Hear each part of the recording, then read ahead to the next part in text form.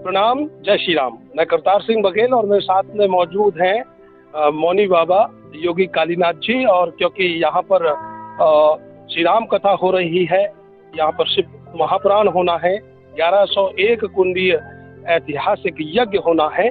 मैं जानना चाहूँगा जो राजा भारती जी परमहंस के नेतृत्व में ये और शोभानंद भारती जी के जो नेतृत्व में ये कार्यक्रम पूरा आयोजित हो रहा है, क्या कुछ इनका कहना है। प्रभु जी, आपका स्वागत है। सबसे पहले तो मैं कार्यक्रम के बारे में जानना चाहूँगा, क्या कुछ कहना चाहेंगे जो सृजन हो रहा है वो किस विचारधारा के साथ। सबसे पहले तो मैं आपके इस चैनल को धन्यवाद करना चाहता हूं, जो आप मुझसे 2-4 शब्द पूछ रहे हैं, जो प्रश्न कर रहे हैं, उसके लिए मैं आपको धन्यवाद देना चाहता हूं। और ये जो आयोजन हो रहा है हमारा, ये भव्य एक आयोजन है, धार्मिक आयोजन है। और इस आयोजन के लिए जन जन सहयोगी है और इस आयोजन में अपनी उपस्थिति जो है दर्ज करा रहा है। सभी जो जनमानस से इसमें साक्षी बनना चाहता है और चारों तरफ से भीड़ ऐसे उमड़ के आ रही है कि हमारे पास जो है पंडाल भी छोटा पड़ रहा है और यहाँ की व्यवस्था भी जो है हम चालू ढंग से और भव्य बनाना चाहते हैं। उसके लिए मेरे को इस तरीके के चारों तरफ में मेरा एक सवाल ये है आपसे कि जो ये यज्ञ का श्री राम कथा का शिव महापुराण का जो विचार जन्म लिया, वो किनके जहन से जन्म लिया और कैसे इसको पूरा मूल रूप दिया जा रहा है। देखो, ये जो हमारे शोभानंद जी, वो राजा भारती जी हैं, उनके एक शिष्य हैं शोभानंद भारती जी, और उनके मन में एक ऐसा शुभ विचार उत्पन्न हुआ कि उन्होंने उस विचार को साकार करने के लिए ये ऐसे भव्य आयोजन का और निर्माण किया। हाँ, उसके लिए उन्होंने बड़े मेहनत से और बड़े सोच समझ से, इन लगन से इस कार्यक्रम की रूपरेखा तैयार की है और उस रूपरेखा पे हम लोगों का सहयोग भी लिया है उन्होंने। हम लोग उनके साथ हैं, सभी क्षेत्रवासी साथ हैं और बहुत अच्छे ढंग से इसको रूप दिया।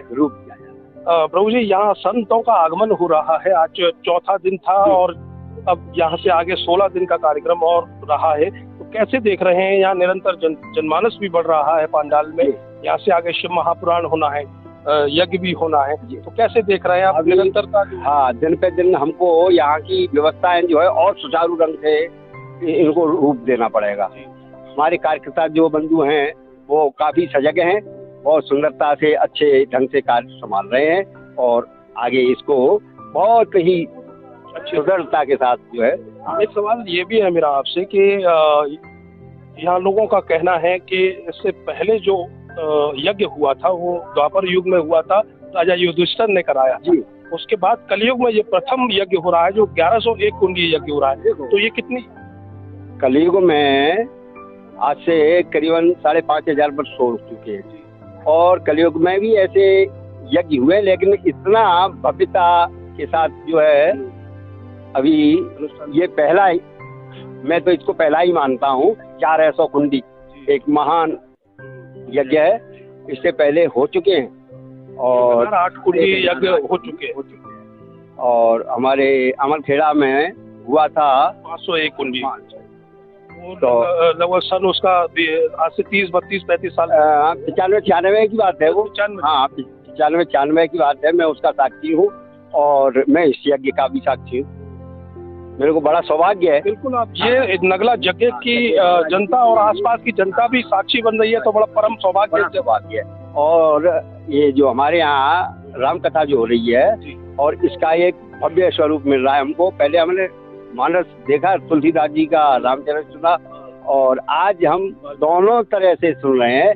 इसमें वाल्मीकि जी का भी कथन है और तुलसीदास जी का भी कथन है, दोनों ही को सुन रहे हैं। और हमारे जो आचार्य प्रपन्नाचार्य जी आए हैं वह भी एक दिव्य वाणी से बड़ी सुंदर विद्वान मेरे जहन में उठ रहा है। ये यहाँ पर जो कुंड बने हुए हैं, कुंड के ऊपर जो एक तरह से रूप इनको दिया गया है कुंडी को, तो 1101 कुंडी जो बनाई गई है उसमें बिल्कुल ऋषि मुनियों के प्राचीन काल का जो रूप दिया है तो उसको ये विचार कैसे मन में आया कि इसका रूप इस तरह की का बनाना है कि लोगों को पसंद आए और प्राचीन समय का होना चाहिए? हाँ, देखो ये यज्ञशाला है और यज्ञशाला को कोई न कोई सुंदर रूप दिया जाता है और उसी हिसाब को सब नज़रअंदाज करके ये हमने इसकी रूपरेखा तैयार की है और एक एक कुंडी पर नंबर होगा।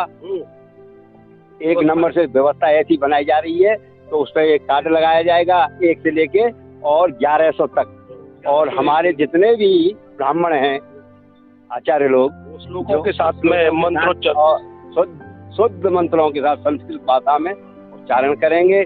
उनके गले में भी नंबर होगा 1 नंबर 2 नंबर ऐसे और हमारे जो जितने भी यजमान होंगे उनके भी कार्ड बनाए जाएंगे। चालू रूप से व्यवस्था होगी और बहुत उत्साह देख रहे हैं। अरे जनता के अंदर इतना उत्साह है कि आप देख ही रहे हो, उसकी बयान नहीं किया जा सकता है। बिल्कुल शब्दों में बयान नहीं किया जा सकता है। मेरे साथ में मौनी बाबा है। मौनी बाबा बड़े उत्साहित है और आपको बता दें कि यहाँ पर नगला यज्ञ की इस भूमि पर, फतेहपुर सीकरी की इस भूमि पर, धरा पर, यहाँ पर अब यहाँ से आगे अमृत बरस रहा है, अमृत बरसेगा और निरंतरता है। लोगों में एक उत्सुकता है कि यहाँ से आगे हवन यज्ञ होगा और यज्ञ में जो आहुतियाँ होंगी कहीं ना कहीं इस पूरे वातावरण को शुद्ध बनाएंगी और इसी तरीके से संतों का यहाँ पर आगमन निरंतर हो रहा है। देश से ही नहीं विदेशों से भी लोग यहाँ आकर इस अनुष्ठान में भाग ले रहे हैं और भाग लेना भी चाहिए क्योंकि इस ऐतिहासिक कार्यक्रम का प्रत्येक व्यक्ति साक्षी बनना चाहता है। आइए और इस अनुष्ठान के आप भी साक्षी बनिए। बोलिए जय श्री राम।